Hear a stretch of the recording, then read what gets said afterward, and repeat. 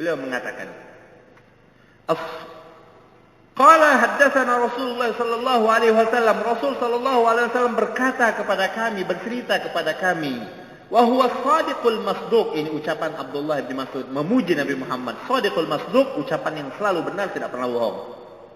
Kata beliau, inna ahadakum yujma'u fi khulqahu fi batni ummihi 40 yawman nutfata. Sesungguhnya kita semua ini manusia, ibnu Adam, proses penciptaan kita awalnya 40 hari Allah Subhanahu wa taala diamkan, titipkan kita di dalam rahim ibu kita. Ya. Ketika terjadi pembuahan, sperma diperkenankan Allah untuk hinggap di dalam perut ibu 40 malam. Kemudian setelah itu telah terjadi pembuahan, ya.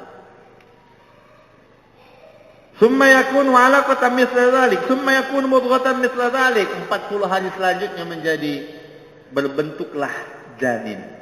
Sedikit demi sedikit kita bisa pelajari, ya, bisa pelajari di dunia objin bagaimana perkembangan proses lahirnya, terbentuknya janin di dalam perut ibu. Mulai dari kantong kehamilan dulu, setelah kantong kehamilan nanti ada isinya, mulai besar lagi, baru detak jantungnya, tapi belum hidup itu. Baru berdetak jantungnya, kemudian Allah sempurnakan, ya, ditumbuhkan, kembangkan fisiknya, sudah ada tunas-tunas jarinya, kepalanya lama-lama sudah mulai berbentuk, ada hidung, ada mata, kemudian bisa pegang tali pusarnya, bisa memakan tangannya, ya, ngecup tangan, dan seterusnya. Pada usia ke 120 hari, kata Nabi sallallahu alaihi wasallam, Allah tiupkan kepada mereka ruh. Allah tiupkan kepada mereka ruh. Dari sini hadis ini diambil hukum fikih tentang aborsi, begitu besar sekali fikih importantnya. Tapi kita tidak sempat bicara pada malam hari ini. Bagaimana hukum aborsi? Ada ulama membedakan sebelum 420 hari, setelah 120 hari. Dilihat lagi banyak sebab-sebab dan sebagainya. Kita tidak berbicara tentang itu, insyaallah dalam dialog dan sebagainya atau di kesempatan yang lain. Ditiupkan oleh Allah ruh, kemudian dikirimkan malaikat untuk mencatat 4 hal kepada manusia. Yang pertama, bikatbi rizqihi, rizkinya dituliskan, kemudian hidupnya, ajalihi, kemudian amalihi, perbuatannya, al-saqiyun huwa am sa'id, dan endingnya bagaimana. Dia ini husnul khatimah, usul khatimah.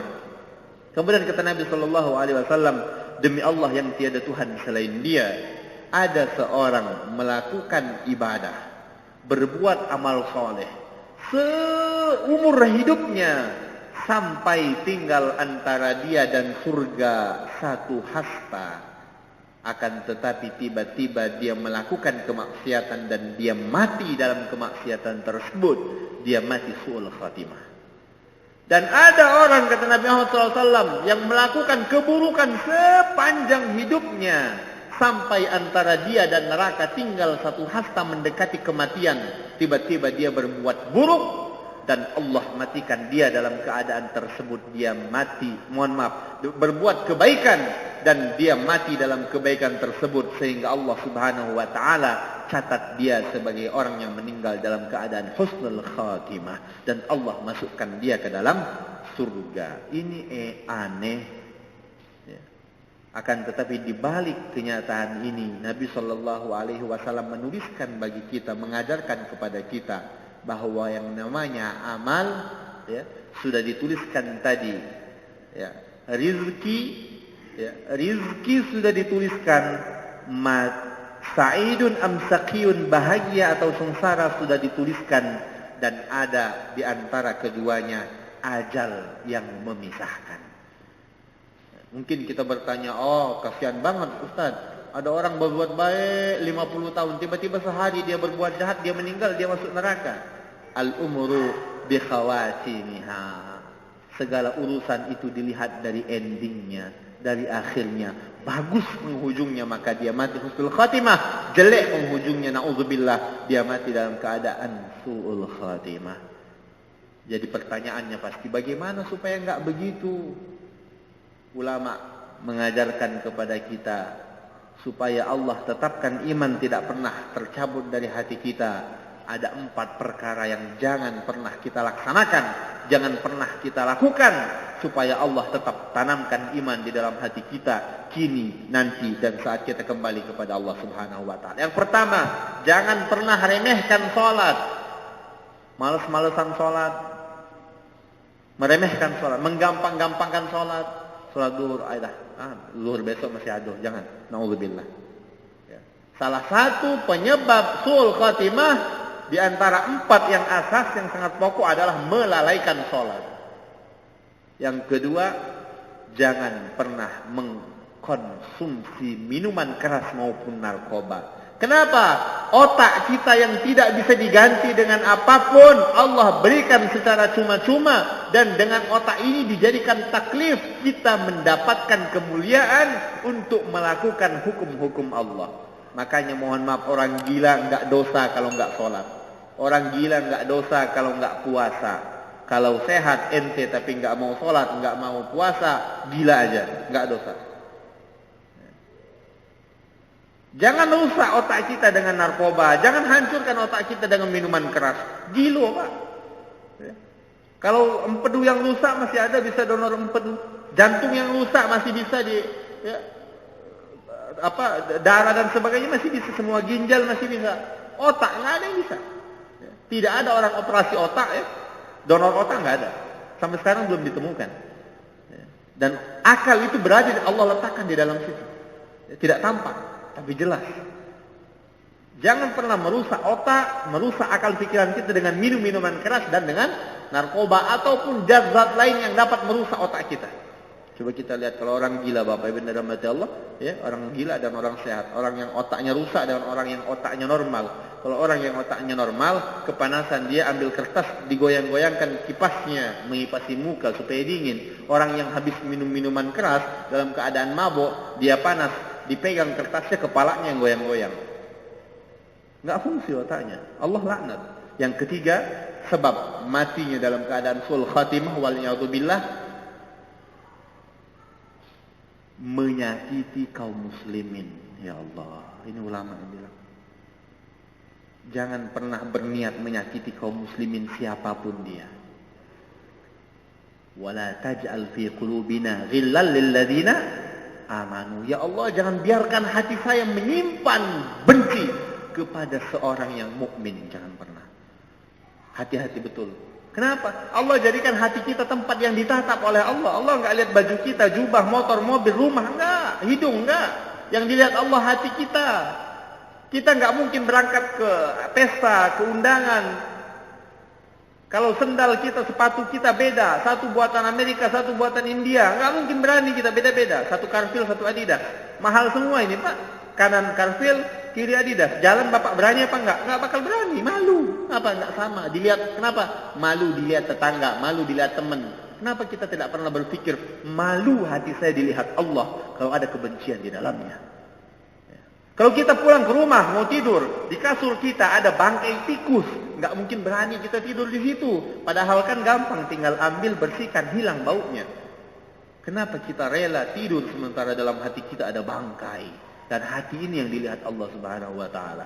Pertama, jangan pernah memudahkan, melalaikan, meninggalkan salat. Yang kedua, jangan pernah merusak akal kita dengan konsumsi narkoba maupun minum-minuman keras. Yang ketiga, jangan biarkan hati kita menjadi sampah, tempat menyimpan dendam dan benci. Yang keempat, uququl walidain, jangan pernah kurang ajar, kurang bakti sama ibu dan bapak kita. Ini kata ulama. Kalau mau dimudahkan mati dalam keadaan husnul khatimah, tinggalkan yang 4 ini. Ada salah satu, na'udzubillah, Allah akan memudahkan, na'udzubillah, Allah akan matikan dalam keadaan su'ul khatimah, na'udzubillah, na'udzubillah. Dari hadis ini juga ulama mengatakan ini ikhlas. Ikhlas fil ibadah. Ketika kita melaksanakan ibadah, ikhlaslah kepada Allah. Kenapa? Karena bukan ibadah ini yang memasukkan kita dalam surga. Bukan sholat, bukan haji, bukan puasa yang memasukkan saya ke dalam surga. Bukan, tapi perkenan Allah. Bapak, ayah sekalian, bukan karena sedekahnya, bukan karena sholatnya, bukan. Karena perkenan Allah Subhanahu wa ta'ala. Jangan sampai kita ibadah, kemudian kayak iblis. Iblis itu kenapa dia sombong? Karena banyak ibadahnya. Di surga dulu nama dia Tawus. Karena paling banyak sujudnya, tidak ada satu jengkal tempat pun di surga kecuali pernah dipakai sujud oleh iblis. Akan tetapi dia tidak pandai bersyukur. Ketika Allah suruh sujud ente kepada Adam, kata iblis, Allah, masa saya yang banyak ibadah, masa saya yang diciptakan dari api harus sujud kepada Adam? Gengsi Allah. Allah laknat iblis alaihi laknatullah alaih sampai saat ini. Jadi jangan sampai gara-gara ibadah kita merasa tinggi, merasa sudah aman, masuk surga lain ya. Jangan. Kita masuk surga karena Allah Subhanahu wa taala. Jadi maksud dari hadis ini adalah apa? Dengan ibadah yang kita lakukan jangan pernah membanggakan diri. Jangan pernah membanggakan diri, akan tapi terus minta kepada Allah Subhanahu wa taala supaya dihidupkan dalam keadaan iman dan dimatikan dalam keadaan beriman kepada Allah Subhanahu wa taala. Karena tidak ada yang pernah tahu bahwa kita yang selama ini ibadah, apakah kita akan mati dalam keadaan ibadah. Pun tidak ada jaminan saudara kita yang selama ini bermaksiat akan mati dalam maksiat. Tidak menutup kemungkinan kalau Allah gerakkan hati mereka dalam sepersekian detik, mereka akan sadar, nangis kembali kepada Allah Subhanahu wa taala dan mereka meninggal. Mereka akan meninggal dalam keadaan husnul khatimah. Oleh karena itu selain minta untuk diri kita, minta juga untuk saudara-saudara kita. Jangan pernah merasa bangga, jangan pernah menghinakan orang lain karena maksiat mereka. Nabi mengajarkan, bencilah maksiat, jangan membenci pelaku maksiat. Cacilah maksiat, jangan pernah mencaci pelaku maksiat. Bencilah kekafiran, jangan mencaci orang yang kafir. Ya, Nabi SAW atas nama kemanusiaan berdiri memberikan penghormatan kepada Yahudi yang meninggal dunia. Ketika sahabat mengatakan Rasul yang meninggal ini bukan Muslim, kata Nabi Muhammad, alaisat nafsan, dia adalah jiwa manusia, dirinya adalah manusia. Saya menghormati dan menyayanginya sebagai manusia. Masya Allah. Jadi kepada Allah selalu kita minta untuk dimatikan dalam keadaan husnul khatimah. Dan kepada saudara-saudara kita yang belum beramal soleh, belum ibadah, belum taat, jangan kita kecilkan mereka, jangan kita hinakan mereka, tapi tataplah mereka dengan mata kasih sayang sambil kita doakan. Kalau kita keluar, adik-adik yang alhamdulillah istiqomah keluar dari Masjid Pusri, lihat ada teman-temannya, ada orang-orang lagi balap-balapan motor, lagi mabuk dalam keadaan dan sebagainya. Kalau iman kita benar, tatap mereka dengan pandangan cinta, minta sama Allah, ya Allah, sebagaimana Allah sudah perkenankan saya taat, berikan juga hidayah kepada dia ya Allah. Jangan malah, itu nerakunian budak itu, sudah neraka. Jangan. Kita tidak pernah tahu apa yang akan terjadi ke depan. Nabi mengatakan, ya, sampai satu hasta lagi dia akan masuk ke dalam surga, tiba-tiba berbuat maksiat, masuk ke dalam neraka, naudzubillah.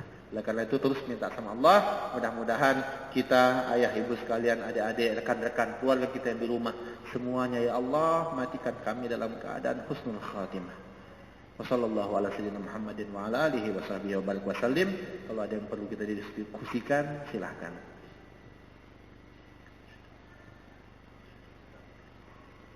Ya, silakan Pak. Ya Pak.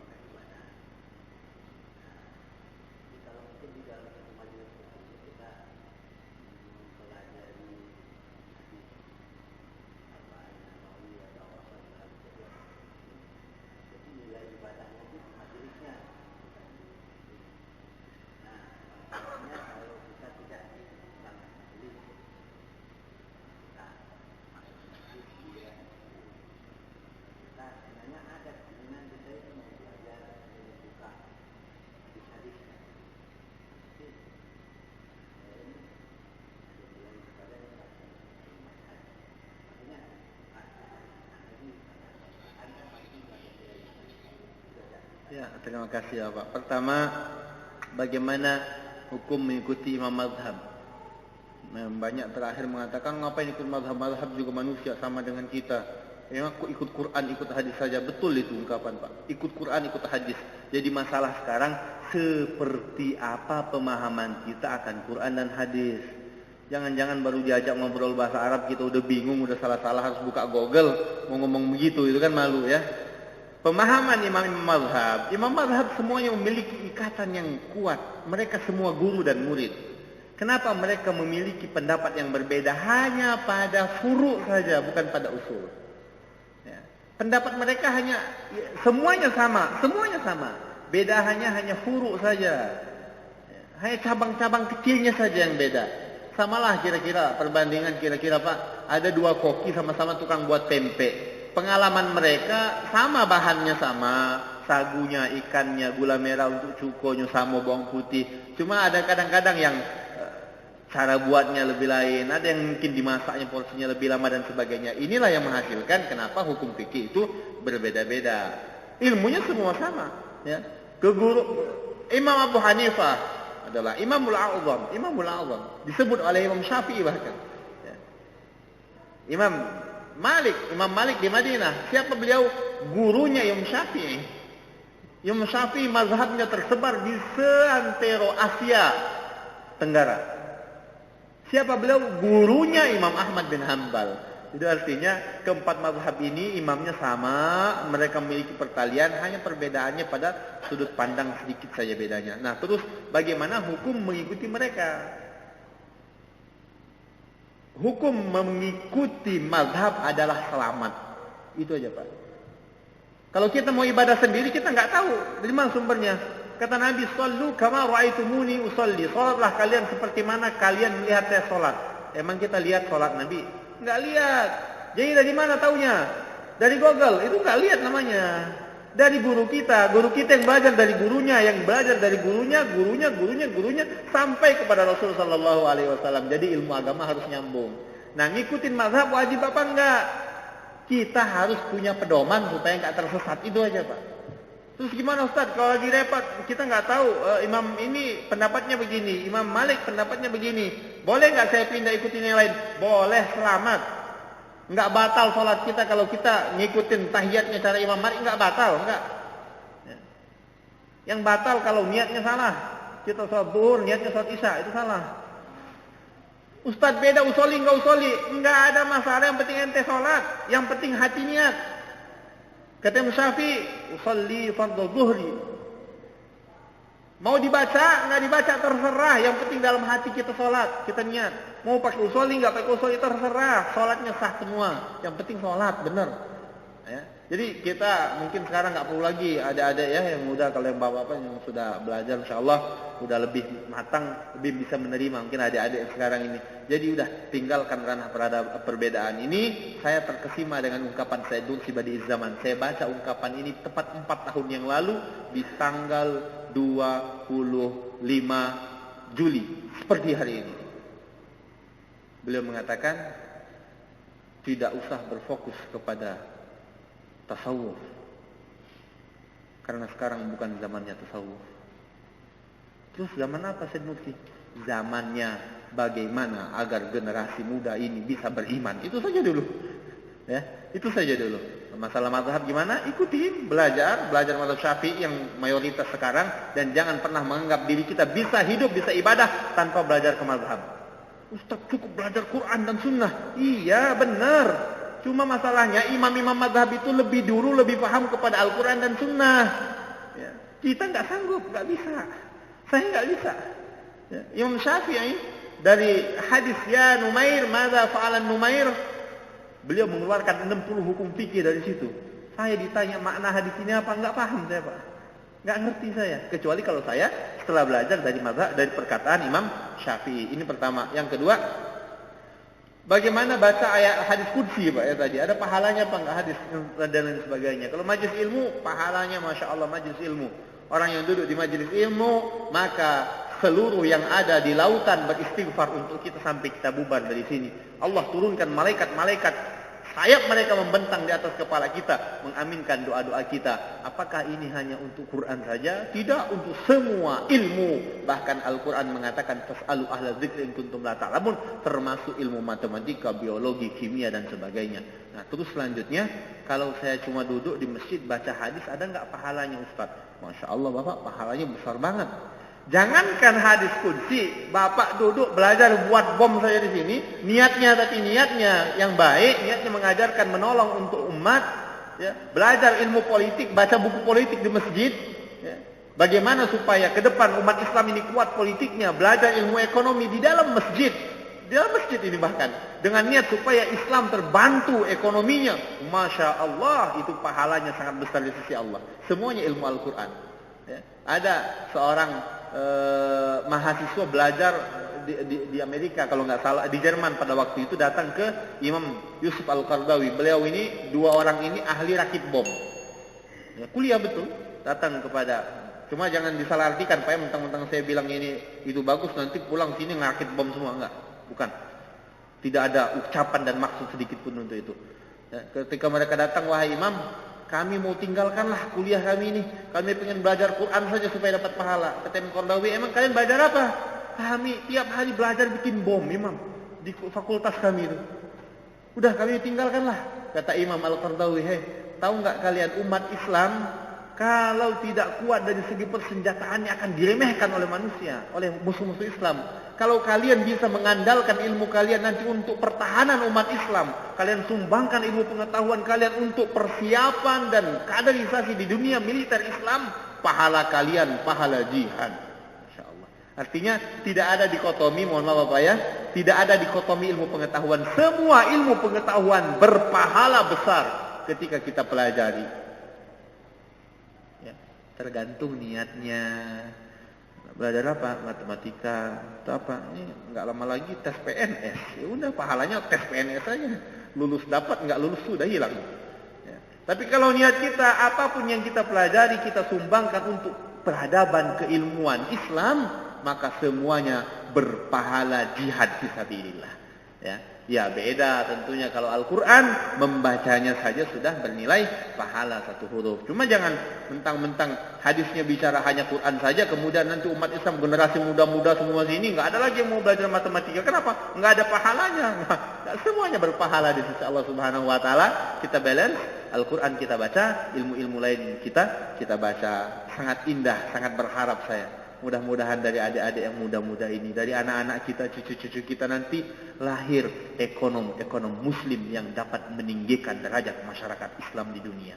Lahir nanti dari anak keluarga kita politikus muslim yang niatnya hanya murni untuk mensejahterakan dan memerdekakan umat dari penjajahan apapun bentuknya. Kita ingin nanti ada ilmuwan muslim yang menciptakan mobil, yang bikin motor, yang bikin pesawat, ya, dan semuanya. Mudah-mudahan akan terjadi indah adik-adik nanti, anak-anak kita sekalian, cucu-cucu kita. Mudah-mudahan Allah muliakan kita dengan manusia-manusia yang memberikan sumbangsih kepada peradaban keilmuan Islam. Jadi Pak, tadi baca apapun bernilai pahala, bernilai ibadah kalau niatnya karena Allah Subhanahu Wa Taala. Terima kasih Bapak ya. Masih ada waktu sedikit, silakan. Ya. Waalaikumsalam warahmatullahi wabarakatuh. Ya.